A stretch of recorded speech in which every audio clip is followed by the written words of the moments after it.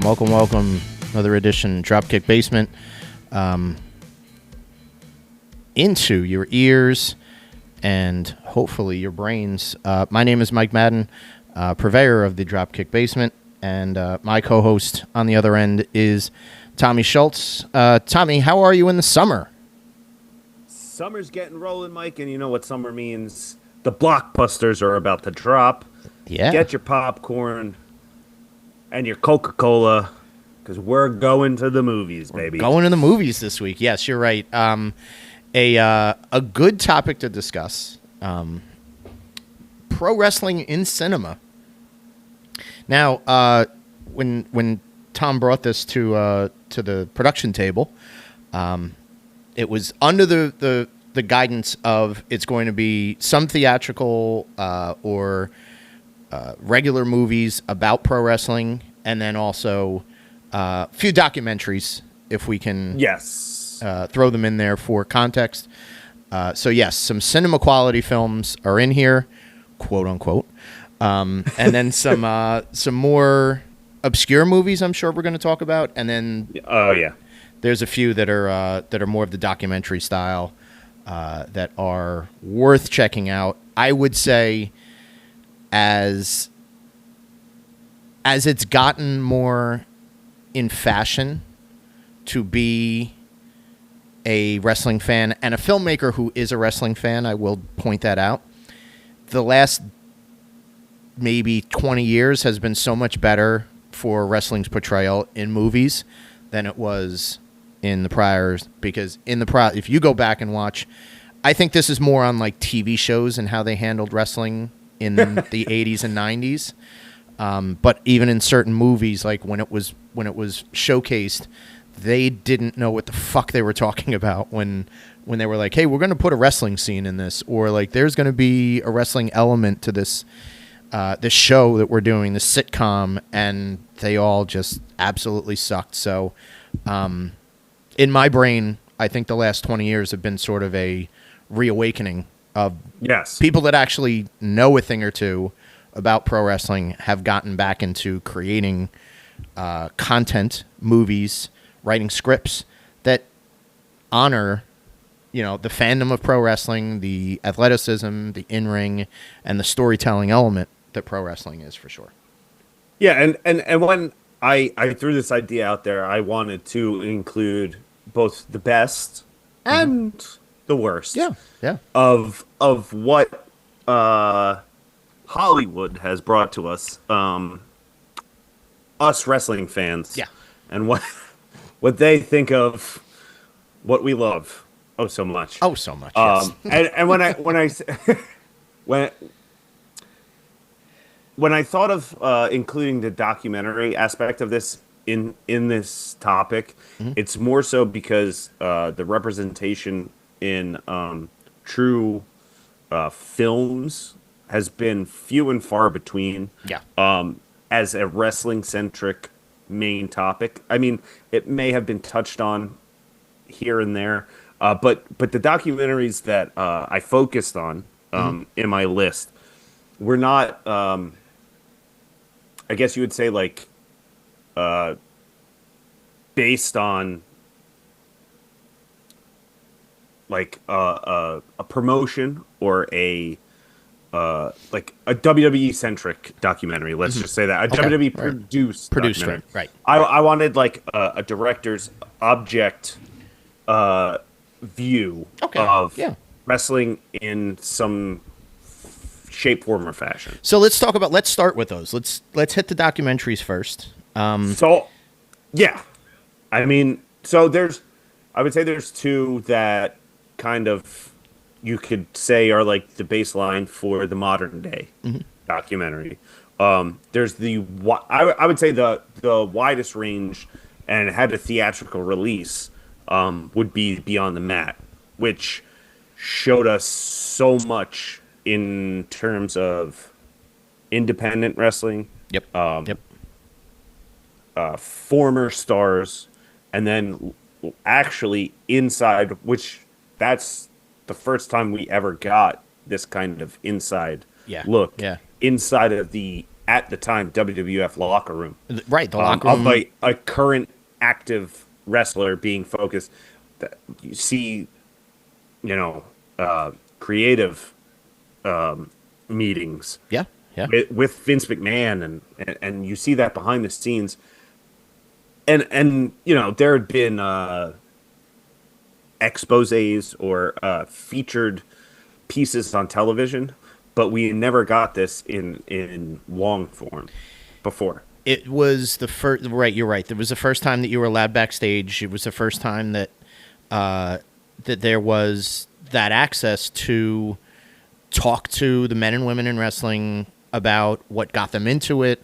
This is, again, this is like, it's more standard now, and WWE certainly took a lot of lessons from Beyond the Mat and are kind of running with that, even with when they released this unscripted series. But you're in 99 when this came out, and most of it was filmed in 97 and 98. But when it comes out in 99, it's at the peak of the wrestling boom. You have three viable companies, two of which were represented pretty strongly in Beyond the Mat. So, and there's no, there's no shortage of main event guys that you're watching, get covered, interviewed, featured in this. Mick Foley, The Rock, Hunter and Chyna were featured in it. Vince himself is interviewed for it. They're talking to Paul Lee on the ECW side. So there's a lot of very interesting and innovative stuff at that time that you could sit in a movie theater just because wrestling was so over. It was like, this is pro wrestling, the movie, and you're going to be able to see so much access backstage. Then again, just like any good pro wrestling show, like, it does have to tug at your heartstrings, and it does have to give you maybe the dark side of what the business is. And Jake Roberts struggling with his addiction and with his inability to leave pro wrestling because it's easy money for him and he's still a name. He famously says in that at one point, he's like, you saw the crowd out there. I could run for mayor and win an election tonight based on the reaction that I got. So there's that. That's sort of like, it's still real to me, damn it. And but also, like, on the sort of depressing side, as you're watching Mick Foley get his head caved in and his family is sitting at ringside. And that's the type of thing where, as great as the movie is, I don't know if it is shined in that great of a light nowadays. I do think because of that. And that's the thing that comes along with documentaries is you're at the behest of what the filmmaker's idea of this is. It's never actually an objective look at whatever their subject is. It's the intention that they want to present that. Yeah, it's a story they want to tell, right? And so I think that even when it comes to the smaller story in that film of Mike Modest, it's really kind of showing that he's on this uphill battle that kind of seems hopeless in the end. Mm-hmm. That's really going nowhere. So I agree with you that it doesn't portray the industry in the best light. But I do think that it was instrumental in the way that wrestling documentaries would get made moving forward, and the popularity of them. And while we're on that, actually, I know that I said that was like maybe the first time you saw it, but in reality, the first time that we got backstage in one of these kind of presentations, and I don't know what the release date of the film was, but Wrestling with Shadows was actually was actually filmed prior to Beyond the WWE stuff that happened in Beyond the Mat. So, very good call. You know what I mean? So that's another one that was on my list of like, it is a great movie. It's a great documentary, but again, there's a clear narrative that is trying to be portrayed Yeah. through that. Which,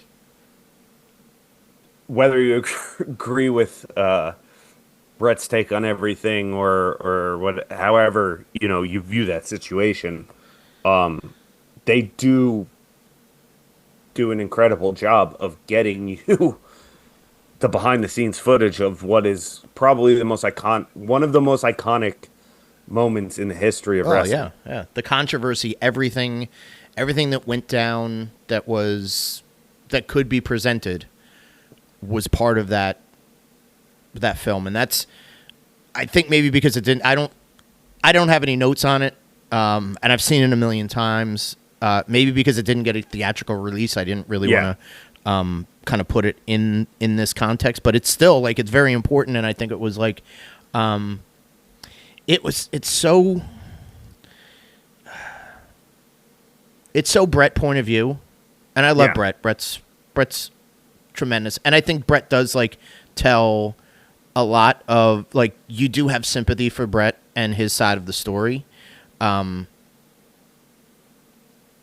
I don't know, like, it would be good to kind of like, there wasn't enough talking to Owen or to Davey.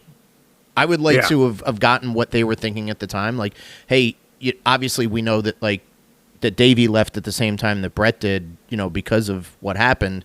But Owen went back to work there, 4 weeks later, and, and carried on as best he could. But, and you see some flashes of them, like, all sitting together, like, in the locker room or in the limo, like, on the way home, and they're all saying that they're going to quit and all that stuff. But, like, it would be great to, like, have had that filmmaker sit down with some other family members other than Julie, and kind of, like, see, well, in the leading up to Montreal, like, what does Owen think was going to happen? Like, that's the funny part, is like, you hear the whispers backstage about, like, oh, it's going to be a schmaz, or you're gonna run in and it'll be a DQ, and we'll figure out a different way to get the belt off at some point. But it's also kind of like, well, if you had sat down with him, like, it would have fleshed out the story a little bit better, I think. Exactly. From the perspective, and it wouldn't just be tunnel vision of Brett, who I'm just going to say, like, his contributions to it are tremendous, and you do have a lot of, like, a lot of empathy for him at the very end of it. So that's a good pick. It's a good one to throw in there. I think the only other documentary that I remember went way back to the 80s, and it's more of a mockumentary than a documentary. There was a film called I Like to Hurt People. I don't think I've ever even heard of this. So this is released in the mid 80s. Weird as it seems, it was released in the mid 80s, and it is it's primarily based in Detroit, and it features the Sheik.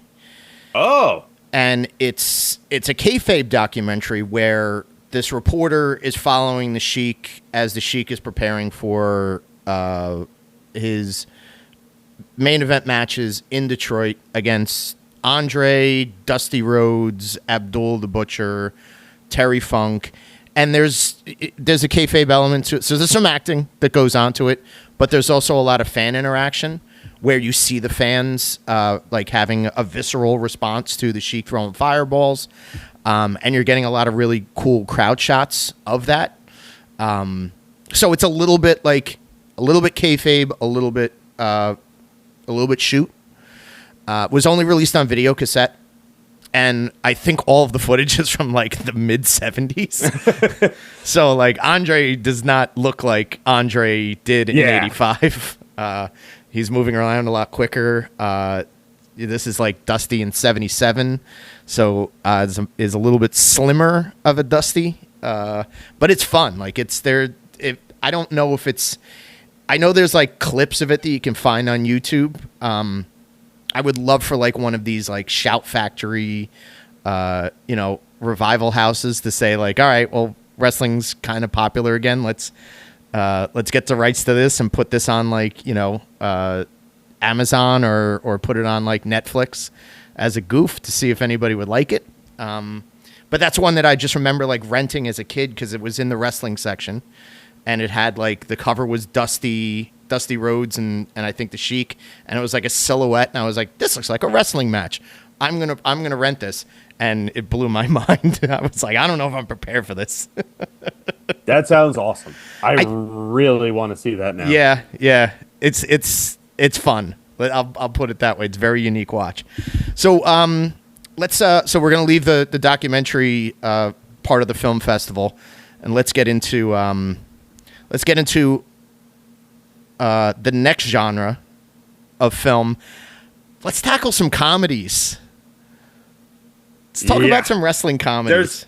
There are some what were attempted to be wrestling comedies. Okay.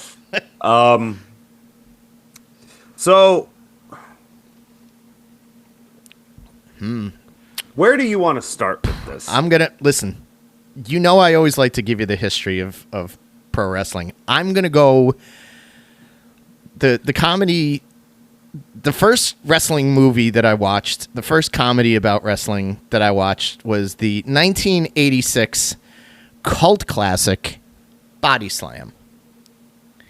Oh. And Body Slam, starring Dirk Benedict and Tanya Roberts. Don't know who either of those people are. Dirk Benedict was on the A-Team. Okay. Tanya Roberts was, I think, like Charlie's Angels, like the later day Charlie's Angels. But the wrestlers involved with this, a veritable who's who, and some who's that of pro wrestling. Roddy Piper is in this. This was when he had a brief time away from WWE or WWF at the time. After the first WrestleMania, like he took some time off and he filmed this. So Roddy Piper, the Tonga Kid, Islander Tama, the Samoan Savage, whatever you want to call them. They're actually a tag team in this film. The film is based around a concert promoter, Dirk Benedict, who is kind of down on his luck, and he can't catch a break, and he wants to impress Tanya Roberts, and he runs into this wrestling show, and he has the brilliant idea of promoting rock and roll and wrestling in the same venues, and he's got his band called Kick that plays like during wrestling matches, and the tag team that he ends up managing is Roddy Piper and the Tonga Kid. I forget their names in the film, and they run into the antagonists of the story, which are managed by Captain Lou Albano. Okay, of course. As the bad guy character called Captain Lou Morano. A real far cry from it. And creative. His tag team is the Barbarian and Tijo Khan. Who? Tijo Khan. Who is that? Tijo Khan's a great 80s wrestler. He was from Singapore. They claimed he was from Singapore. He had sunken in black eyes. He had a little ponytail that came out of the back. He was in Jim Crockett Promotions. He was part of Paul Jones's army. He did team up with the Barbarian in Jim Crockett Promotions in 86 and 87. And yeah, Tijo Khan was terrible in the ring, and I was like, how the fuck did they pick Tijo Khan out of anybody? But even then, I was like, this doesn't make any sense. You got cameos by Ric Flair. You got cameos by Bruno Sammartino. Who else is in there? The girl who was in the TV show Life Goes On, Kelly Martin, was the main guy's daughter. Charles Nelson Riley. Yes, there's a chance to say Tijo Khan and Charles Nelson Riley in the same sentence in the same cast. The midget actor Billy Barty. It's wacky. The Samoans are in it.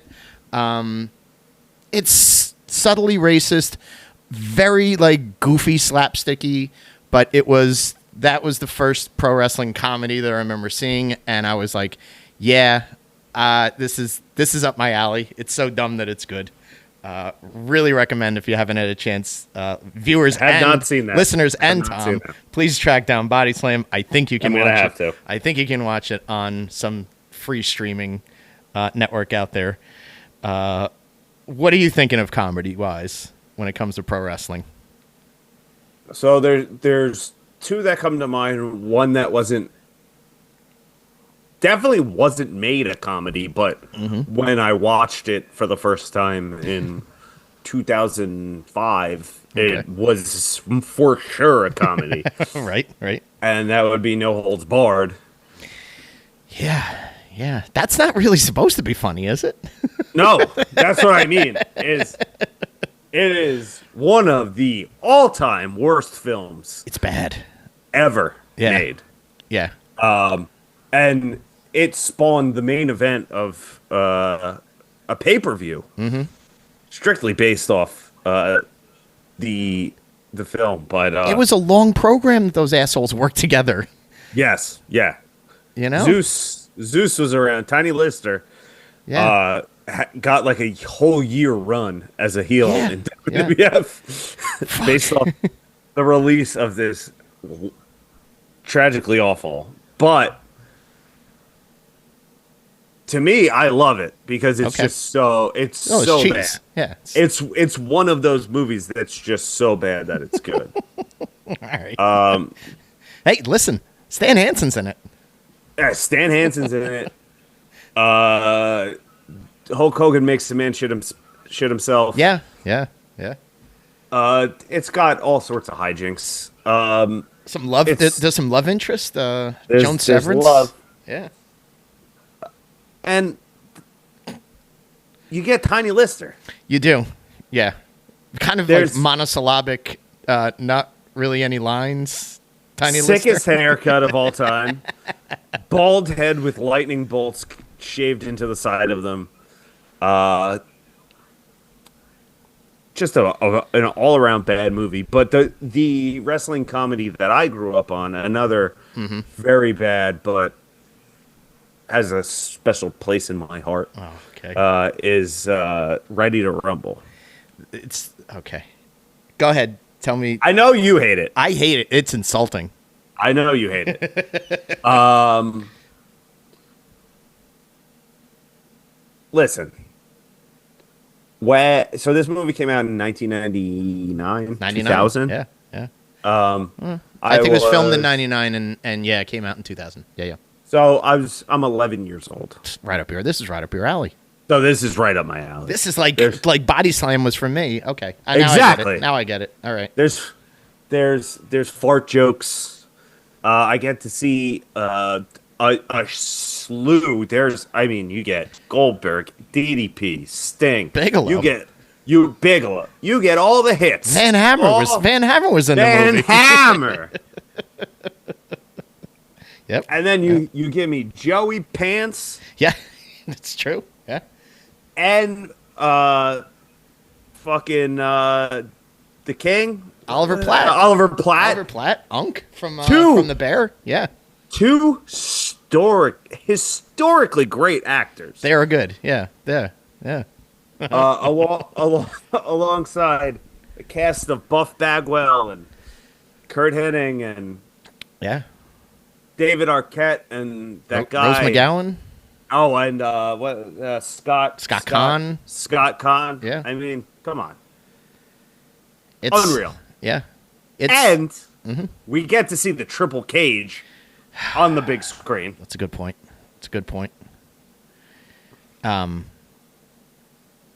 It just insults wrestling fans. I hate to say it. Like if it was just horrible. If it was just based on like some of the in-ring stuff, and I hate like the Pantoliano's character is just basically like, oh well, why don't you just have Eric Bischoff be Eric Bischoff, like with his Navajo jacket and his goddamn cowboy hat, and the ham-handed like conversations about like, we changed the script, brother, and it's like, oh fuck you, Yeah, and the shit jokes and the, we're going to Nitro. Oh boy, David Arquette just kind of gets on my nerves. But I will give it up if it holds a soft again. Young Tom got a wrestling movie in his lifetime that was a cornerstone, and so even as bad as it was good to you. I will. So that was the first.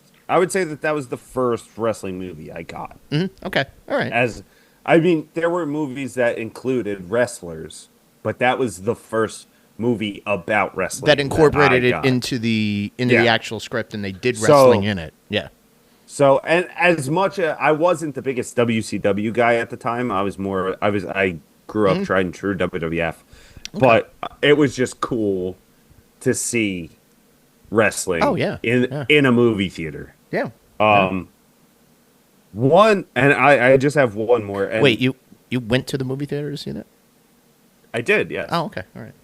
Yeah. Interesting. I saw Beyond the Mat in the movie theater. Okay. So I think because it was rated R, I think that that makes sense. Yeah. I don't think my parents would take me to see it, but PG-13 I was you were right up your alley. Just get the ticket. Or I may have even seen it with like a friend's parents. Okay, that's good. Yeah, it was just like, well, my dad won't take me, but this guy, his parents don't give a shit. We figured it out. We backdoored our way into this. The other one I had, and these are all on my like worst list, is Nacho Libre.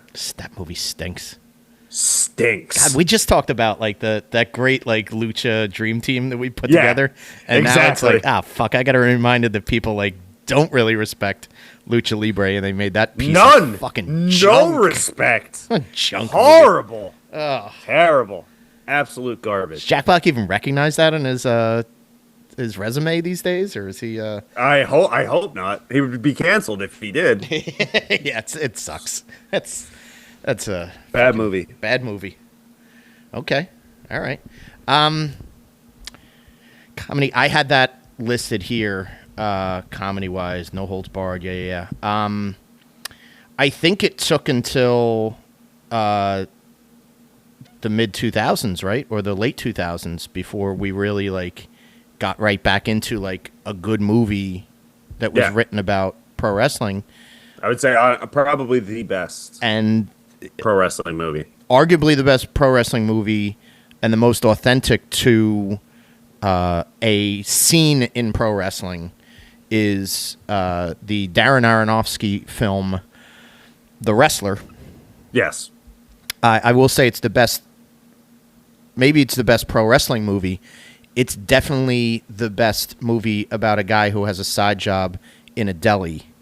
Because the deli scenes, you want to talk about comedy in pro wrestling movies, the deli scenes are fucking tremendous.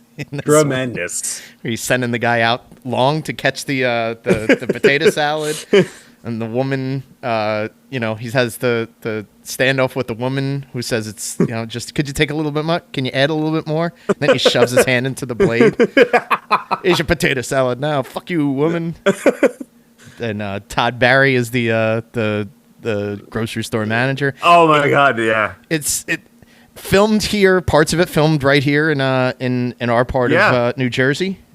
It was gritty. And that was, I think, when I did, this is another one I saw in the theaters. I was looking for it to be, and I knew it was going to be good based on like the trailers and the early buzz that it had.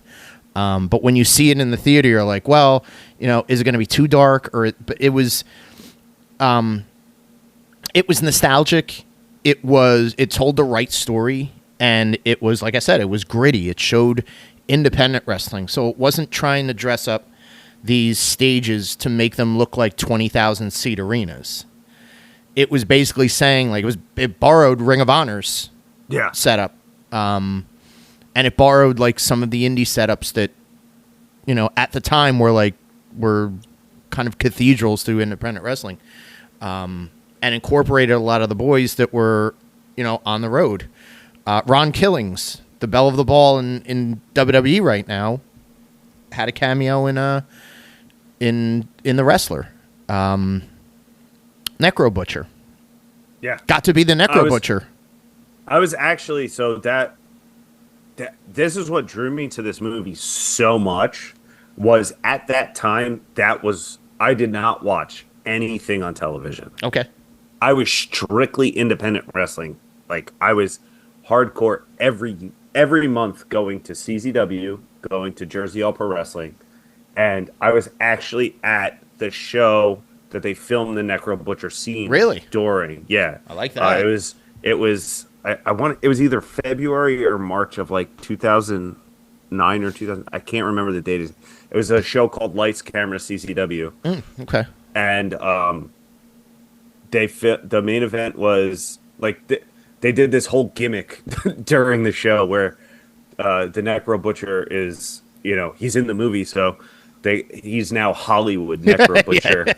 And like he has like a stunt double and stuff, and he's wrestling Danny Havoc. But like that, I was in the that was all of the wrestling I was consuming. Was everything that they were portraying in that. And then at the time, I have friends who were on the lower level independent scene, not like what they're showing in the scenes where Mickey Rourke's character is at these like low level conventions or in these VFW halls. And I know guys who are just starting their career, but are telling me the story of the guy Mickey Rourke is supposed to be. Yeah. And so like that movie hit me at like such a perfect time where I hold this movie in such high regard because I feel like it paints the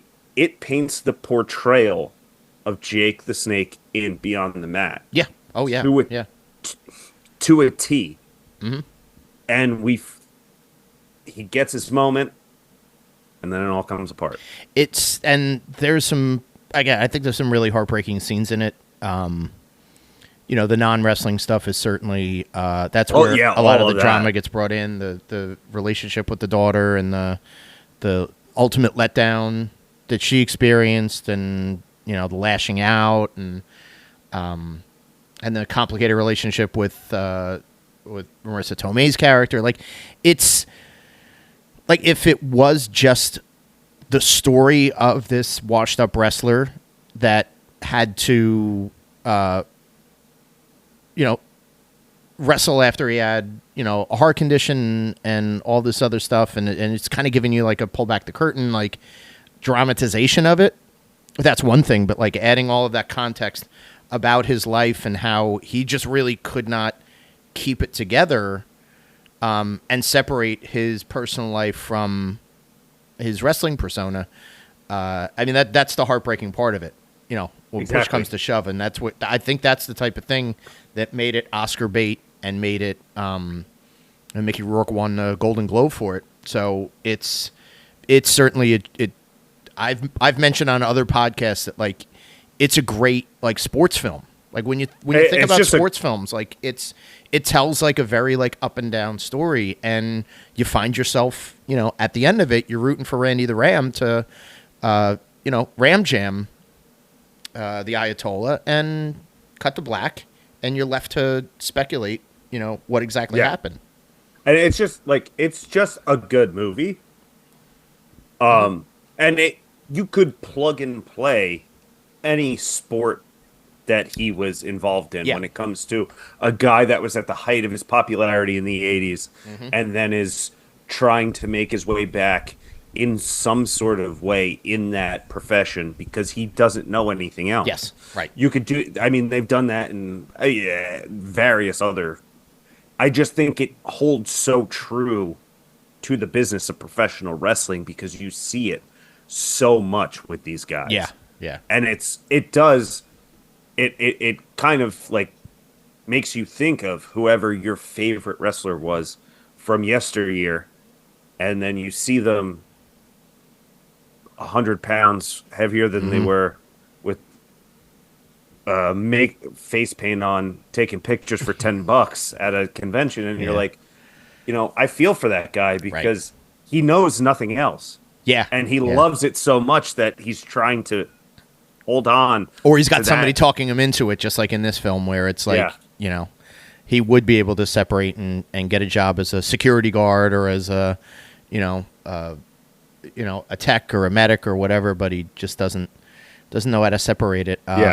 Yes, and the convention scene is certainly one that I've walking through those buildings many a time, and I don't know if I've seen Luscious Johnny Valiant taking a nap during a convention, but there's a lot of guys that sort of slouch down and try to get their Z's. I can't go to those anymore because it like literally it gives me it's PTSD. Like, it gives me such bad anxiety for those guys. Because I've seen Lonely Virgil so many times. Shit. Rest in peace. But I feel so bad for them. All right, let's listen. Let's really lighten the mood up and talk about. I think we're gonna talk about the same one. Let's talk about one that's really fucking a downer.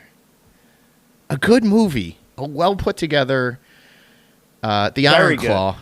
Yes. And I would say it's the second best wrestling movie ever. Yeah. In a lot of ways, it's very much on par with The Wrestler. Yeah. In that you really get to see the, and this is the Iron Claw is based on the Von Erich family, friends of the show, the Von Erich family, and their rise and fall in the Texas area, the world class area. Man, it's just, and I hate to say it, like. It's not a perfect movie, and I think the internet wrestling fans and the longtime wrestling fans, the historians, like, are the ones that like carry the biggest torch against it. Yeah, 100%. I'm a historian, and guess what? Nobody wanted to talk about fucking Chris Von Erich. I hate to say it, like Chris Von Erich was not a central character to anybody, and with all apologies to Kev, who's obviously listening, and he's going to write in the comment section. God damn, guys. Really give me a lot of shit. Chris is my brother. But I know it was a cheap way to get my Kevin Von Erich impersonation back on the podcast. That's a good Kevin Von Erich. But it tells a tragic story, and it tells a tragic story from the beginning. It's a tragic story. So it never, like, there's some lighthearted parts of it, and there's some really like kind of like feel good elements to it. But at a certain point, I'm in the movie theater watching it, and there was maybe about 7 other people in the movie theater. I went on like not an opening day, but I went like the Saturday morning, like after it opened. Because obviously I thought pro wrestling was still a big draw, and I was like, oh, it's going to be a sellout tonight.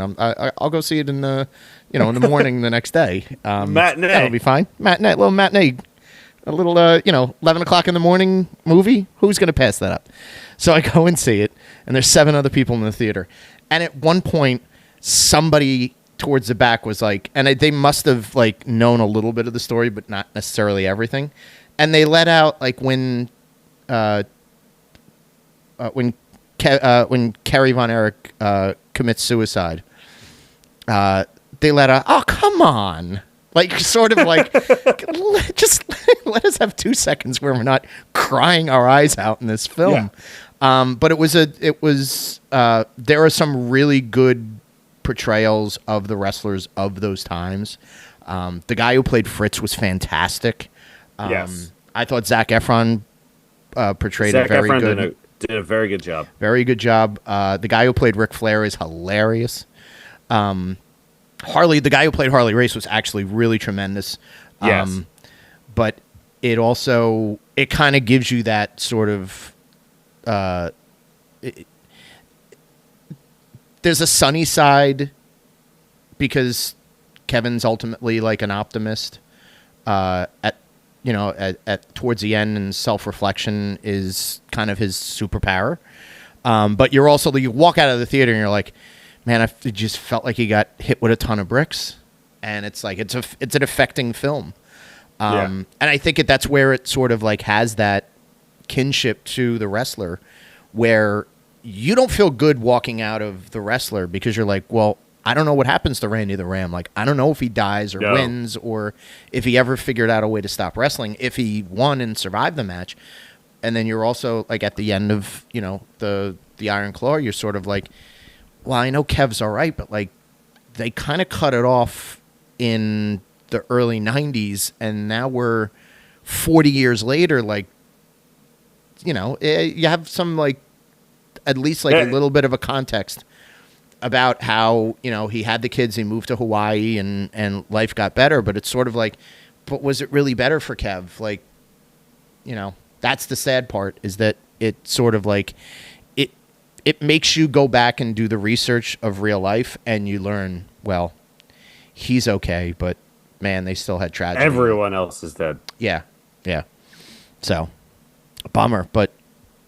It is. But the one thing that doesn't have is, like, the wrestler starts where he's kind of already past his prime. At least in this one, you get the come up. So if you for sure, if you don't know the story going into it, and you don't know the history of the Von Erich family and the horrible tragedy that is befallen upon them, at least you get the 45 minutes at the beginning of the movie of the come up and these guys becoming these major superstars before they just shove three tragic deaths in a 30-minute span. Well, and also, like, I think it got a lot of credit and a lot of good press when they were first, like, promoting the movie. Like, they did talk to Chavo Guerrero a lot. Yeah. And Chavo was the stunt coordinator, and the in-ring stuff looks really fucking good. Yes. That's what I wanted to say, is this may have been the best in-ring quality. Yes. When it comes to anything that's been done cinema-wise, is they really focused on the attention to detail, and the actors train their ass off to actually get in incredible shape. Oh yeah. First of all, and second of all, like, do their due diligence and try and make everything look as it was and authentic. As good as they can make it look. So that's another good point, is that you see, and I do like the promotional stuff that you saw for the movie where, you know, the three of the four guys playing the brothers, like, all side by side, that's kind of shines up the Von Erichs, right? Like, because you say to yourself, like, man, all of these, like, high level, like, good looking Hollywood actors, like, in their 20s and 30s, that played the Von Erichs in this movie, and then you look back at the promo pictures from World Class. Yeah. And you're like, it's that's like, pretty good. That's fucking Von Erichs could have been in goddamn movies. Yeah. Pretty spot on. Yeah. Had Kevin not had such a mumbly mouth, he could probably have been, well, listen, a superstar. Kerry wasn't a slick promo guy either, but he could turn it on when he needed to. Dave was still the best out of the whole group, but just look wise, just like if you're looking at a poster, and you pose these guys from the Iron Claw up against those guys from the Von Erichs, you're like, they really, like, it kind of, like, throws your head into a little bit of a pretzel where it's like, what could have been? Like, imagine if those guys had survived and maybe future, you know, idea for a future podcast. If they had survived, like, and branched out beyond World Class, like, what could have been? Yeah. You know, I know that Vince, like, there was always an interest that Vince had for the brothers, and it picked up steam just before Dave died, because Vince was looking at that expansion, and he had gone down to talk to Fritz, and Fritz was like, I'm not selling, because this is where my boys wrestle, and this is our home. Good luck convincing our fans in Dallas that you're a better company than us. But even into, like, 84, like, after Dave died, like, Vince still had it in his brain, like, all right, well, you know, if I do expand, eventually these guys are going to come on board, right? But yeah, like, getting back to the Iron Claw and not so much about the Von Erichs, it's like the portrayals are great. the in-ring stuff really holds up, and I hope it's a lesson the next time somebody wants to make a pro wrestling movie, and they have, like, and I think that's really what stepped up. Like when you look at stuff like the Queen of the, what was the I was going to touch on that. Matsumoto, Queen of Villains.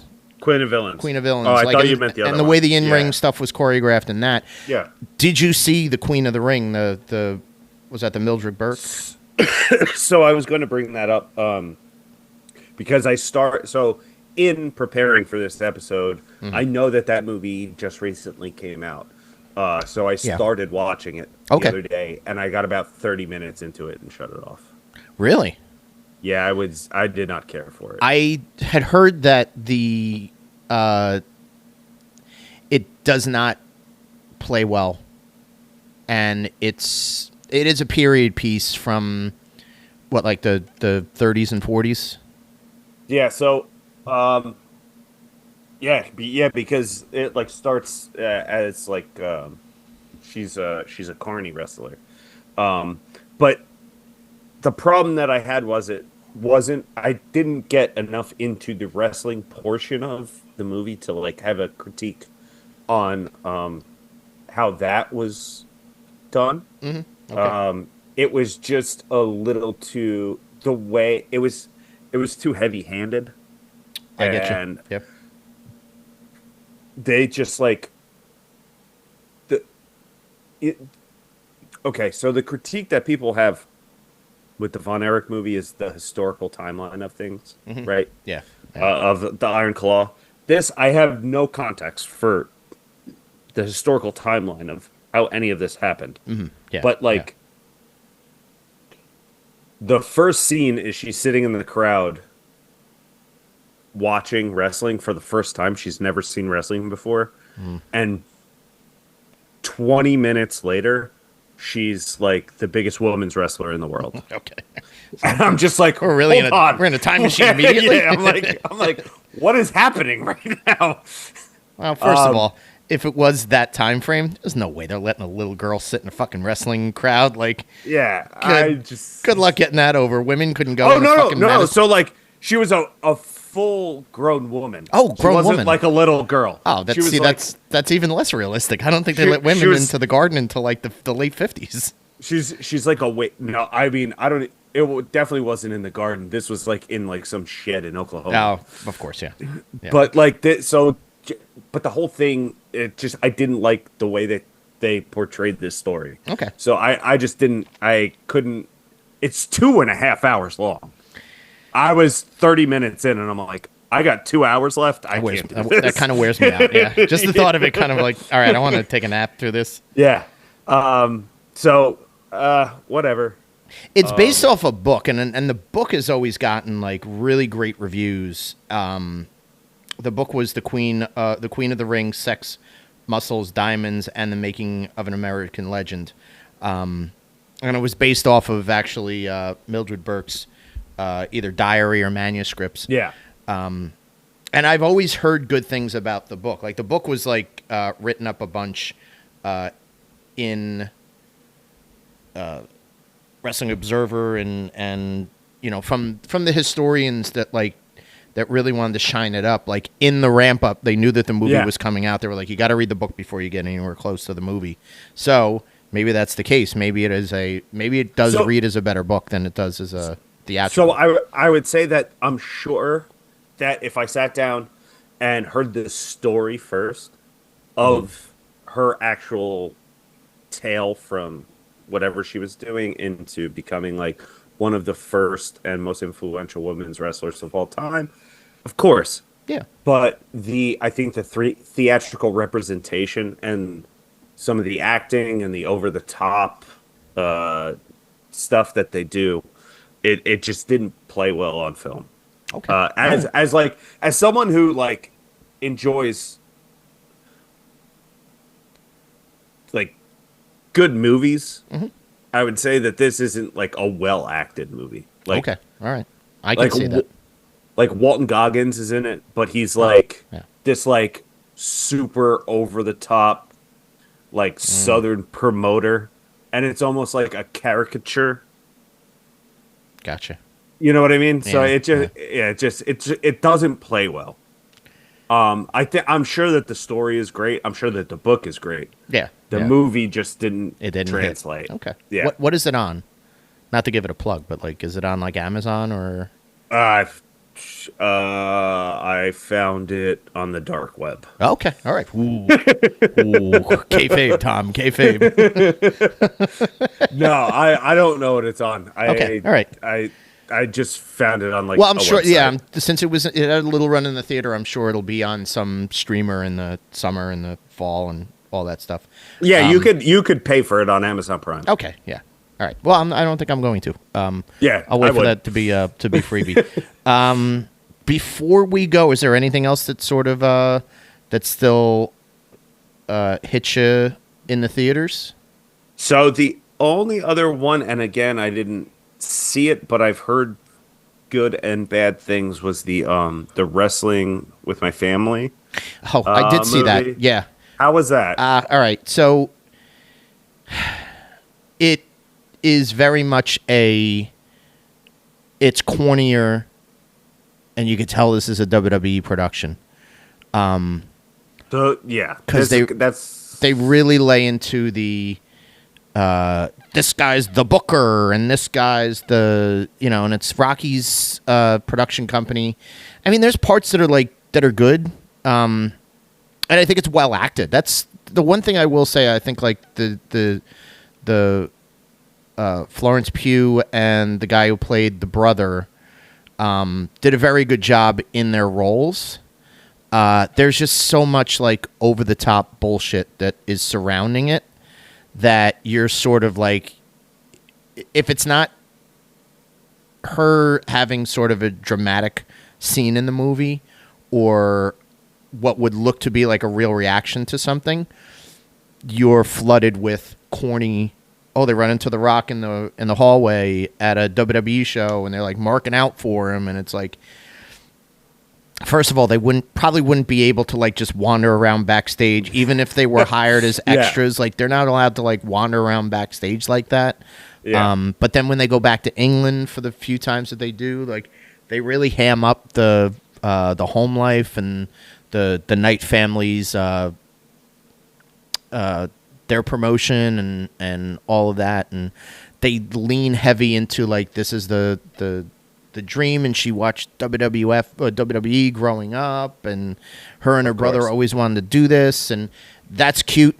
And the original documentary is like that's definitely like real like this is where the characters are carved out of, and that's where The Rock basically got the inspiration to do it. He was like, he watched this, and you can see there's a real connection. So track down the documentary that was made about the Knight family. I think it was produced by the BBC. And that's the source material. That's really good. But at the end of it, you're kind of like left with a, well, that got released to theaters. Okay. But yeah. So that's the same feeling I had about Queen of the Ring. Okay. All right. It's like that. Just exactly what you said is probably.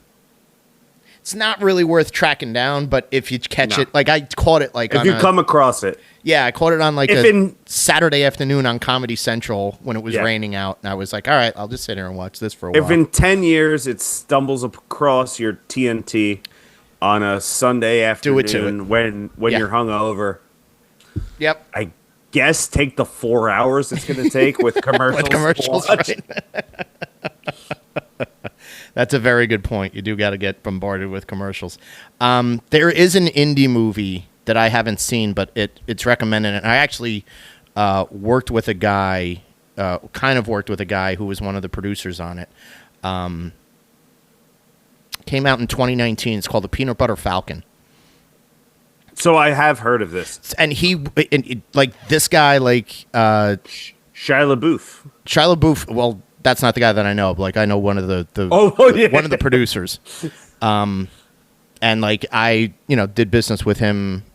He was a documentarian that was based out of, and this was his first time like collaborating on a script and producing a technically a theatrical independent movie. But this one's got really good reviews. McFoley's in it. Jake Roberts is in it.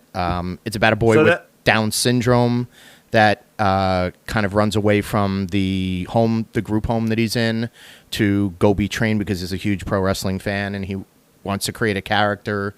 And it shows him kind of pursuing that, and then these stumbling blocks with his family trying to convince him to go back. Again, I just reading the synopsis, but I never found it because some of these movies are kind of tough to find.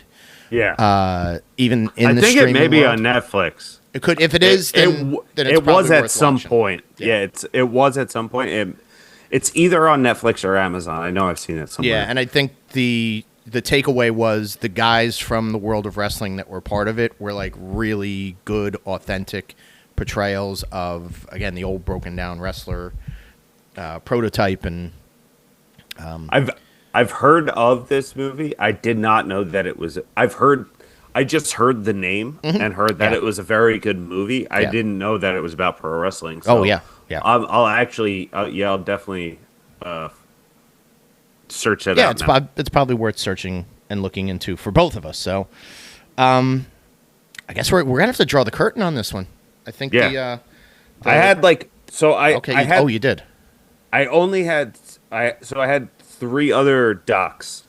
And I'm just gonna docs. Yeah. Okay. I'm just gonna name them off real fast. The Andre the Giant doc on HBO I thought was incredible. Oh, the Bill Simmons one. Yeah. Yes. That was a incredible. Yes. Like just character piece. Another heartbreaker when you think yeah. about the condition that he was in and the like his struggles getting out of like France originally and leaving his family. Yeah. That's a great one. That was a really good one. Yeah. Kind of in a company to be on the mat to kind of lift your spirits a bit was the resurrection of Jake the Snake. That was a really well done piece about how DDP kind of saved his life. Yeah, brought Jake back to prominence, and then a fun one is You Can't Kill David Arquette. Which I actually did, despite my aversion to David Arquette, I did really like that one. It's a fun movie that just kind of years after all of the hate that he got for winning the WCW title, he tries to go back after his acting career has kind of gone into the toilet. He goes back and gets onto the independent scene. And it's just like a fun watch because it's a guy that's literally done it all in Hollywood, and now he's going back and grinding on the indie scene, and it's fun. He was passionate for sure. Yeah. It's like you'll see all of your favorite indie guys on there, and also every dollar that he makes doing anything wrestling wise, he donates to the Pillman, and the Owen Hart, which is also like an awesome thing. So that's another fun one. But him as an actor and a personality get on my nerves, but his connection to and his really reverent love for pro wrestling it's obvious and it is admirable because this, especially with this documentary, there are a lot of people in his life that are like, why would you even consider this? Like, you could do voice acting. You could do, like, you've got other stuff, or you've got enough family money and so on and so forth. And he was basically like, no, I had a chance to do it to promote a movie, but I really wanted to give it a second chance. And like, it's, again, that's sort of like, that's a bit inspirational. And he, boy, there's some really horror scenes in that, which remind you that, like, as trained as he got, he never got properly trained. 100% smartened up, because there were guys, Nick Gage. Nick Gage almost killing him is my favorite part of that movie. Nick Gage isn't going to let up. Like, he's going to do everything that he can to make this look as realistic as possible. And you're choosing death at that point. So buckle up. But no, Yep. it's a fun movie. You're right. Like it's a basically like a flip book of all of your favorite 2017 through 2019 indie workers. So yeah, I think that was on Hulu, or it still is on Hulu. Yeah, it's on one of those. So you can check that streaming out. platforms. All right. Now are the lights up? Or did we Oh leave yeah, that's anything? it. That's it. No, The one thing, that's actually, the one thing we didn't talk about, just on as a brief, like this is like that extra Marvel scene after the credits. Beyond the Mat, we didn't talk about Dennis Stamp. Dennis Stamp. Yeah. And he would turn around and say like, "Oh, you guys did all this, and I wasn't even booked." But I want you to be the referee. I'm telling you, you're in the main event. I'm not booked. I'm not doing it. I'll see if I show up that day. And then he shows up. Dennis Stamp. Jumping up and down on a trampoline. Trampoline weights. What a fucking boy. Dennis Stamp still alive? I hope so. I'll track him down. Let's get him on the podcast. I hope he lives forever. I'm gonna find him on social media, and I'm gonna send him this and be like, "Listen to the end. You get a little. You get a shout out, Dennis. AWA You're jobber booked. extraordinaire, Dennis Stamp. Dennis, you're booked. You're booked. You can be booked. Dennis Stamp. If anybody's listening or anybody's connected to Dennis Stamp, and he is still alive, tell him he has an open invitation anytime. We will drop anything to record with Dennis Stamp, and get him on. This is the new segment on the show where we open it up. Dennis Stamp, Kevin Von Erich can come on our show anytime. Career retrospective, Dennis Stamp. If T.J. Khan is still alive, we want to talk to him about Body Slam. No Terry Jeans, but anyway, that's about it. We're driving away from the pro wrestling theater, and I think this is a good topic, and I hope in future episodes maybe we can get into how terrible wrestling is portrayed on television, or how good it is sometimes. Now that is a whole nother monster. That could be. So we're gonna sign off. For Tom, this is Mike. We hope you have a great night, and we will see you at the matches.